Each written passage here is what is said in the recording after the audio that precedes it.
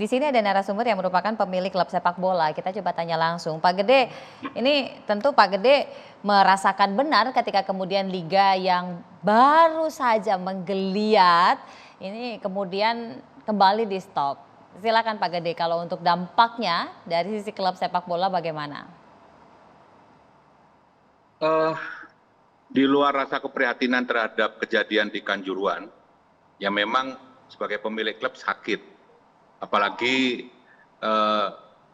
kalau dilihat dari segi keberlangsungan kompetisi maupun dari segi pembiayaan. Jadi memang ini tidak bisa dipisah antara bisnis sama pengelolaan keamanan, pengelolaan kompetisi, pengelolaan sebuah pertandingan dengan bisnis olahraga. Jadi kalau kita melihat satu sisi saja, bukan dari sisi kejadian yang di Kanjuruhan, seluruh pemilik klub pasti merasakan rasa keprihatinan terhadap diberhentikannya kejadian ini. Tapi karena menurut saya pribadi, kejadian ini sudah sangat luar biasa. Nomor 2 di dunia. Jadi mau tidak mau, unsur-unsur kerugian, unsur apapun, potensi yang ada, opportunity yang ada harus ditahan dulu, diselesaikan akar permasalahan yang terjadi, agar ke depan tidak akan terulang lagi. Kalaupun ini sebuah pertandingan mobil, jangan berhenti di etapa tertentu, harus selesai sampai mulai start sampai finish. Untuk itu memang betul apa yang dikatakan oleh Presiden, harus dievaluasi secara total, mendasar, dan menyeluruh. Jangan lakukan kompetisi lagi apabila akar permasalahan belum diketahui, diidentifikasi, lalu dirumuskan sebuah SOP yang bagus. Menurut saya itu, Mbak. Pak Gede, tentu ini banyak yang kemudian bertanya-tanya ketika ini di stop, ini kan karena kasus khusus force major akibat kerusuhan. Bagaimana kemudian pemain, kemudian pendukung lainnya Pak Gede dalam kondisi ini? Kejadian ini akan menyatukan kita. Memang ada segi negatif dan positifnya. Dengan kejadian ini orang akan introspeksi, orang akan mawas diri, orang akan menilai bahwa kejadian yang tidak kita duga-duga dan tidak mungkin orang memikirkan akan ada dampak sebegini besar di Indonesia. Ini kita harapkan ke depannya juga mempunyai nilai positif.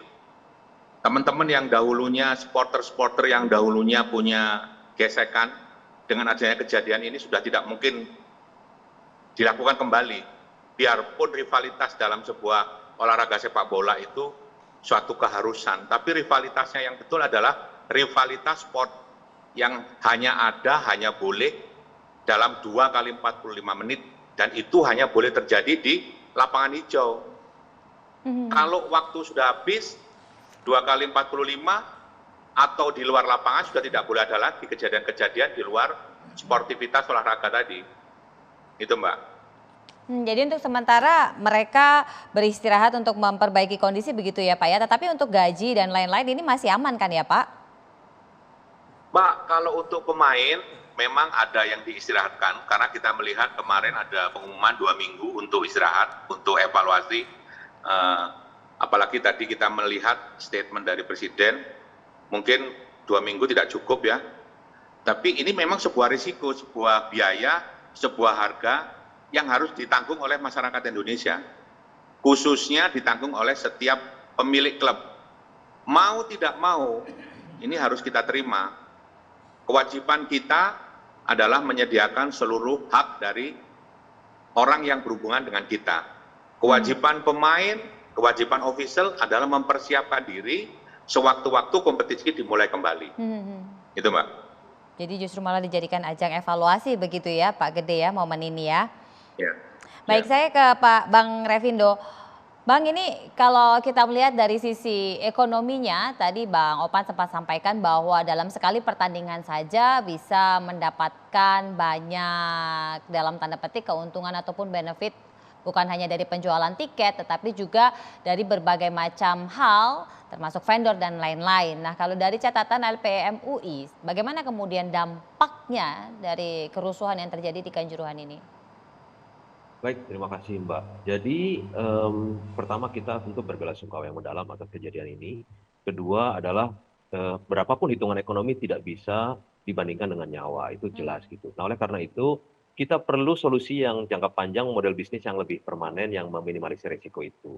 Gimana caranya? Kita coba lihat ya, sebetulnya kalau industri sepak bola, kita lihat ujung akhir dari produknya itu ada dua kan, tontonan stadion dan tontonan layar kaca, baik yang TV, konvensional maupun saluran digital gitu Mbak ya. Mhm. Nah, sebelum pandemi itu sebetulnya perputaran uang yang ada di layar kaca itu lebih besar daripada di stadion. Kalau di stadion itu catatan kami dari tiket, dari transportasi datang dan pulang ke stadion, kemudian makan minum dan merchandise itu 650 miliar. Kemudian, tapi di layar kaca, di televisi dan saluran digital itu iklan kompetisi, iklan televisi dan sponsor klub itu 720 miliar lebih. Sebetulnya sebelum pandemi pun perputaran uang di layar kaca itu lebih besar. Apalagi selama pandemi terbukti kompetisi bisa jalan. Kenapa? Karena siarannya tetap bagus ratingnya. Dan apalagi selama pandemi ini orang semakin terbiasa melihat layar kaca, melihat gadgetnya masing-masing. Sehingga dan pasti penonton yang ada di stadion tidak sebanyak fans yang ada di luar stadion yang di rumah masing-masing kan gitu. Mhm. Jadi sebetulnya perputaran uang lebih besar di layar kaca dan saluran digital. Sayangnya itu tidak tercermin pada pendapatan klubnya. Saya nanti tolong dikoreksi Pak Gede ya, itu lebih banyak memang dari aktivitas stadion. Nah sehingga ada tekanan untuk mendapatkan pemasukan sebesar-besarnya kesempatan emas ketika ada big match gitu. Padahal kalau misalnya ada lebih transparansi dalam hal pembagian hak siar gitu ya. Bahkan ini kemarin misalnya ada pertentangan kenapa harus prime time kan karena juga lebih kuat industri layar kacanya daripada industri stadionnya kan gitu kan.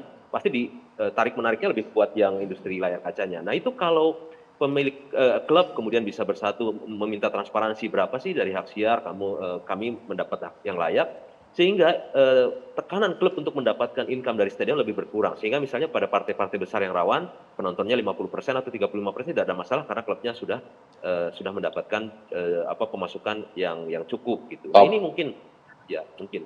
Kemudian saya nanti dikoreksi Pak Gede ya. Misalnya gini, sekarang kontribusi dari penyelenggara liga itu misalnya hanya 20% dari kebutuhan tahunan klub gitu Pak ya. Misalnya butuhnya 25 miliar, dapatnya 5 miliar. Berarti 20 miliar kan pontang-panting ini klub mencari gitu. Akhirnya ya pertandingan stadion menjadi yang penting. Padahal kalau dibuka fair-fairan gitu berapa income dari hak siar, dari iklan TV dan segala macam, klub dibagi layak, nanti pertandingan besar bisa sepertiga atau setengah penontonnya hanya untuk menjaga vibe, klubnya bisa survive. Mungkin itu pembukaan diskusi malam ini. Tolong dikoreksi kalau saya Iya salah. Pak Gede silakan.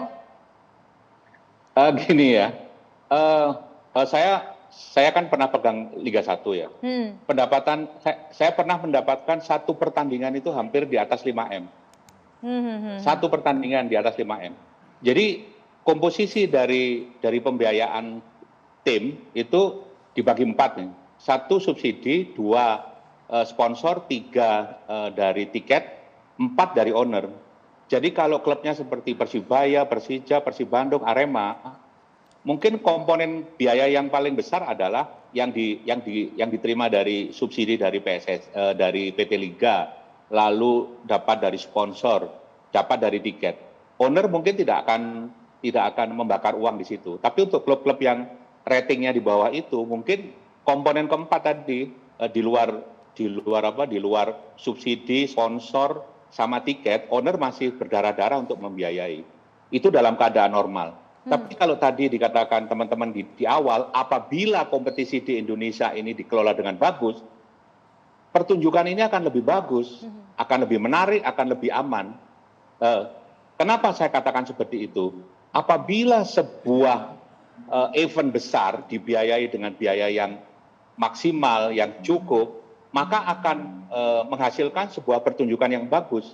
Tapi kalau sebuah event besar tapi biayanya mepet ala kadarnya, maka potensi atau hasil yang diharapkan tidak akan maksimal. Semuanya, segi keamanan juga, bagaimana sebuah klub bisa memberikan rasa nyaman kepada penonton dan pemain apabila dia harus membakar uang pribadi. Beda dengan klub-klub yang besar. Menurut saya, bisnis sepak bola ini di Indonesia itu potensinya sangat tinggi. Cuma pengelolaannya aja belum bagus, belum optimal. Jadi kejadian ini memang membuat kita terhenyak, membuat kita menangis, membuat kita terharu. Tapi tolong hanya jangan menangis, terharu seperti yang saya katakan pada waktu ada kejadian waktu saya di sebuah klub 3 tahun yang lalu. Tapi jangan hanya ikut berbela-sungkawa, sedih, hanya kata-kata itu setiap ada kejadian. Tapi tolong secara fundamental, secara mendasar, identifikasi problemnya, baru SOP-nya itu ditegakkan. Jadi jangan, dulu waktu kami hanya 1, tapi diangkat sampai level tinggi. Ini 129 nyawa. Ini kalau perlu menurut saya, jangan kompetisi dilanjutkan terlebih dahulu tanpa diidentifikasi problemnya. Baru dicarikan solusinya. Penonton pasti pengen nonton, tapi kalau tahu korban 129, siapa yang mau menanggung risikonya? Coba, sampai saat ini aja belum diketahui siapa yang bertanggung jawab. Sedangkan korbannya sudah ada. Yang bertanggung jawab aja sudah ada. Makanya kalau bagi kami di klub, pengorbanan kami hanya berhenti 2 minggu, berhenti 1 bulan, berhenti 3 bulan untuk membayar seluruh kewajiban kepada pihak ketiga. Itu kecil dibanding pengorbanan yang sudah dilakukan oleh penonton. Sangat kecil. Untuk itu, untuk menjamin kelangsungan kompetisi seperti yang dikatakan teman sebelumnya, untuk menjamin kelangsungan kompetisi agar berjalan dengan stabil, dengan kepastian hukum yang pasti, di samping taat pada statuta dan regulasi local wisdom, ketentuan hukum Indonesia, hukum positif Indonesia, itu harus diselesaikan secara tuntas, baru digulirkan kembali, jangan setengah-setengah lagi. Korban lagi, korban lagi, korban lagi. Nyawa manusia ini. Apa kemudian tantangannya ini yang bisa dijadikan masukan dalam penyusunan aturan teknis yang tadi undang-undangnya sudah disepakati dan disahkan oleh DPR? Sesaat lagi kita akan lanjutkan, tetap bersama kami.